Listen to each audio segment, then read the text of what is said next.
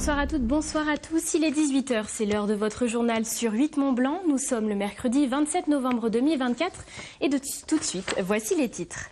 Après l'incendie mortel fin octobre dernier dans la vieille ville d'Annecy, la chocolaterie Meyer située au rez-de-chaussée de l'immeuble touché a dû repenser toute son organisation. Sébastien Germain est allé à la rencontre des propriétaires, le reportage à suivre. Nous irons ensuite à la découverte de la Salex, une salle d'exploitation d'une grande importance pour les routes aux Savoyardes. C'est là-bas que les informations du trafic en temps réel sont transmises entre le terrain et les usagers de la route.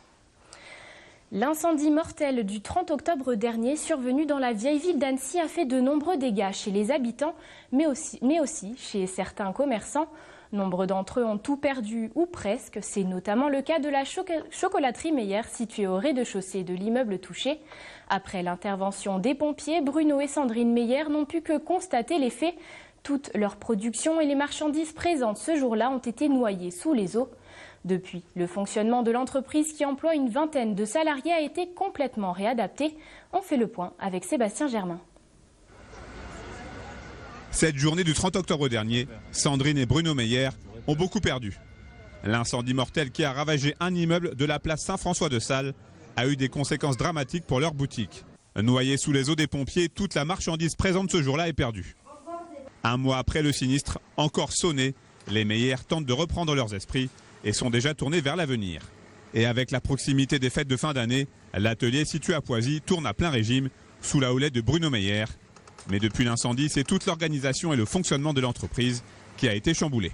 Il faut réfléchir à une éventualité de savoir combien on va en faire, combien il faut en faire, en sachant que la boutique du centre-ville faisait 75% de production. Donc on attend bien sûr un retour sur notre boutique de Poisy, mais on ne peut pas quantifier si ça va être 10, 15, 30 ou 40%. Donc on fait, en espérant que nos visions soient les plus justes, parce que sinon on aura ou trop de stock ou pas assez. Donc voilà un petit peu notre difficulté aujourd'hui, c'est de voir un petit peu dans la boule de cristal ce qui va se passer. Il est aujourd'hui difficile, voire impossible de quantifier le préjudice financier pour la chocolaterie. Une chose est certaine, il sera très élevé. Entre les expertises et les procédures liées aux assurances, la boutique d'Annecy, totalement rénovée il y a seulement 15 mois, ne devrait pas rouvrir avant une longue période. Et pour continuer de régaler les papilles de sa fidèle clientèle, la chocolaterie Meyer a pris le parti de s'adapter. On a mis en place un système de livraison gratuit pour le centre-ville. On a mis des points retrait chez des commerçants. Et puis après on a les expéditions comme on faisait d'habitude. Voilà. Et on prend les commandes sur la boutique en ligne, par téléphone, par mail. On s'adapte. C'est comme ça, c'est la fatalité, on n'y peut rien. Hein. Voilà, ça devait arriver et puis... Maintenant, on s'adapte, on s'organise et puis on fait avec. Pour le couple Meyer, la fermeture imposée et les nombreuses pertes du magasin historique de la vieille ville d'Annecy sont un nouveau coup dur, plus de 4 ans après la crise du Covid-19 qui avait fortement impacté l'ouverture de la boutique de Poisy. Malgré cela, Bruno et Sandrine Meyer comptent bien continuer de perdurer un savoir-faire familial né en 1985. Neige, verglas ou encore chute d'arbres, ce sont des incidents courants en hiver, mais qui peuvent bloquer les routes durant de longues heures. Pour éviter des scénarios catastrophes, le département de la Haute-Savoie vient d'enclencher le 15 novembre dernier son plan viabilité hivernale. L'objectif, informer en temps réel sur les conditions de circulation et s'assurer que tous les engins de déneigement sont opérationnels. Pour tout coordonner, c'est la salle d'exploitation du département, appelée la Salex, qui se charge de transmettre les informations entre le terrain et les usagers de la route. Fanny Savard nous emmène à la découverte de cette salle d'exploitation. On regarde son reportage. Accidents, travaux ou encore chute de neige, avec ses 3000 km de route, dont une bonne partie en altitude, la Haute-Savoie dispose d'un réseau routier important. Et pour informer sur les incidents potentiels, tout se passe ici, dans la salle d'exploitation du département, appelée la Salex. Il y a tout un système de surveillance en lien avec l'ensemble des centres d'exploitation des routes départementaux, puisque je rappelle que la Haute-Savoie, le département en charge les routes départementales. On a 29 centres d'exploitation des routes et ça fait à peu près 480 agents.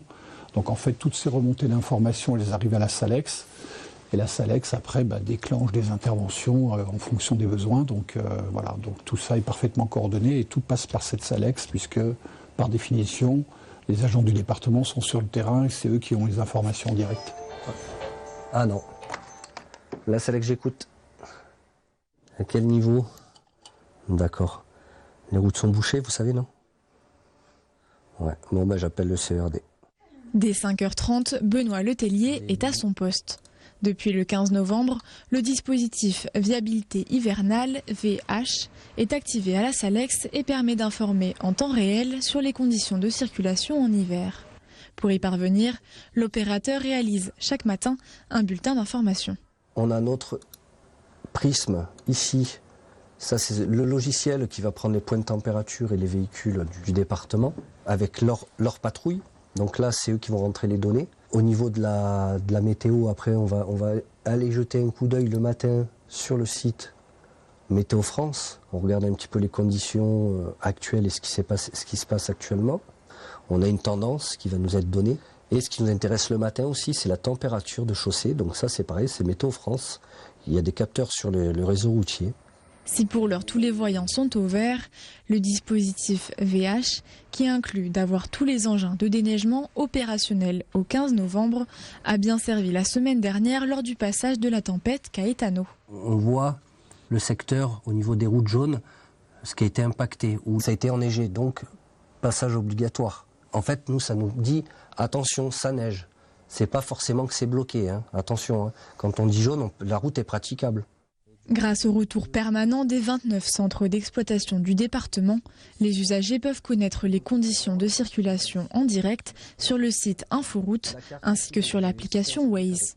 Depuis l'an dernier, la Salex s'est même équipée de caméras placées sur les routes départementales. Avec ceci, nous on voit la neige tomber, on va dire, toutes les 15 ou 20 minutes, il y a des rafraîchissements qui se font.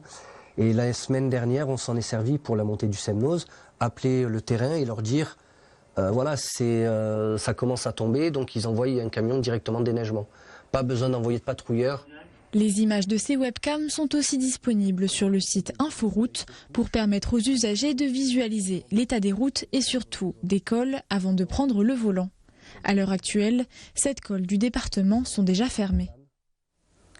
Comme depuis plusieurs années, l'association Forest and Life et MAPED ont organisé une campagne de reforestation dans les bois des îles. Ce mardi, 50 enfants d'une école primaire de Poisy se sont donc rendus sur place pour procéder à la plantation d'environ 150 plants et 3 variétés différentes. Cette initiative a pour but de sensibiliser le jeune public à la nature et au grand air, le tout loin de leurs écrans. Les précisions avec Sébastien Germain. C'est une salle de classe un peu particulière qui attendait ce mardi matin une cinquantaine d'élèves de l'école primaire du Parc, située à Poisy. Pour ces enfants, pas de mathématiques ni de français au programme, mais du travail plus terre à terre. 1h30 durant, ils ont planté et reboisé une parcelle bien précise du bois des îles à Épagny-Métessy. Ça fait des habitats pour les animaux de la forêt, ça donne de l'oxygène pour mieux respirer, on peut faire des meubles avec. Et puis... c'est bien quand on fait des balades en forêt et tout, et c'est bien aussi pour la planète. Comme ça, on ne travaille pas, c'est mieux. Comme ça, on découvre un peu d'autres choses. Et c'est bien, j'aime bien. Comme ça, on peut voir un peu comment ça marche. Après, dans quelques années, quand je serai plus grand, je pourrai voir si les arbres ils ont planté. Et puis voilà. À l'origine de cette matinée au Grand Air, on retrouve l'association Forest and Life et la société MAPED qui œuvrent de concert depuis maintenant plusieurs années pour sensibiliser le jeune public aux bienfaits de la nature. Ça a du sens et c'est aussi pour ça qu'on le fait. Alors ne serait-ce qu'une journée, mais voilà, ils sortent de leur école, ils vont en pleine nature. Souvent, quand on intervient dans les classes, parce qu'on intervient toujours dans les classes en amont des plantations, on leur demande qui d'entre vous est déjà allé en forêt, se balader le week-end en famille, et c'est souvent moins de la moitié de la classe qui lève la main. Donc il y a un vrai intérêt et il y a besoin effectivement qu'ils passent du temps en nature plutôt que derrière leurs écrans en tout cas. Ça fait le lien avec notre mission qui est de donner à chaque enfant le pouvoir de changer le monde avec ses mains. Et quoi de mieux que de mettre les mains dans la terre au service de la nature pour pouvoir leur donner justement ce pouvoir entre leurs mains. 150 plants de 3 variétés différentes ont donc été plantés. Du tilleul à la grande feuille, de l'érable plane et du pin lariceau de Calabre, dans un secteur du bois des îles qui n'a pas été choisi au hasard. Il y a eu un incendie qui avait parcouru 1 hectare sur l'année 2023. Et on a beaucoup de pins du coup qui avaient subi un peu trop fort les flammes et qui sont morts. Donc on a dû les couper et on a reboisé aujourd'hui cette zone incendiée du bois des îles. Et pour que cette expérience soit totale, près de 1200 arbres auront été plantés pendant ces 2 jours au bois des îles. Et grâce à l'action de Forest & Life, le double sera planté prochainement au Mexique et à Madagascar. Nous voilà arrivés au terme de cette édition. Merci de votre fidélité à nos programmes. Comme à son habitude, Thierry Paume vous retrouve de suite avec le bulletin météo. Quant au retour de l'information, c'est ce jeudi à 18h. Excellente soirée à vous et à bientôt.